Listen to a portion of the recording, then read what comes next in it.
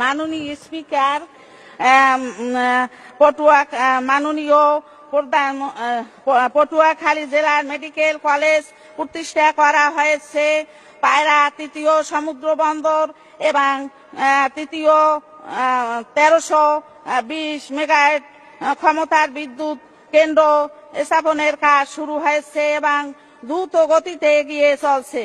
লেবুখালী সেতু নির্মাণ কাজ দ্রুত এগিয়ে চলছে।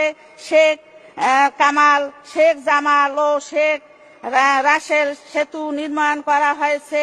তাই পটুয়াখালীর বাসীর পক্ষ থেকে মাননীয় প্রধানমন্ত্রী জননেত্রী শেখ হাসিনা এবং মাননীয় সড়ক পরিবহন ও সেতু মন্ত্রীর প্রতি কৃতজ্ঞতা জানাই।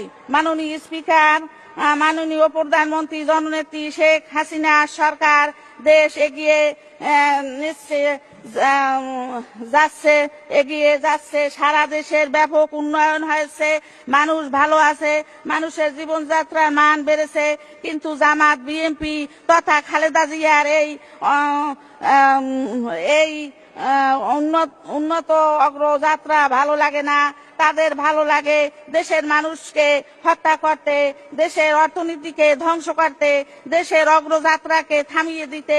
কিন্তু তারা যতই ষড়যন্ত্র করুক কখনো তারা সফল হবে না, কারণ জনগণ এই খুনি খালেদা জিয়াকে আর দেখতে চায় না। মাননীয় প্রধানমন্ত্রী জননেত্রী শেখ হাসিনার নেতৃত্বে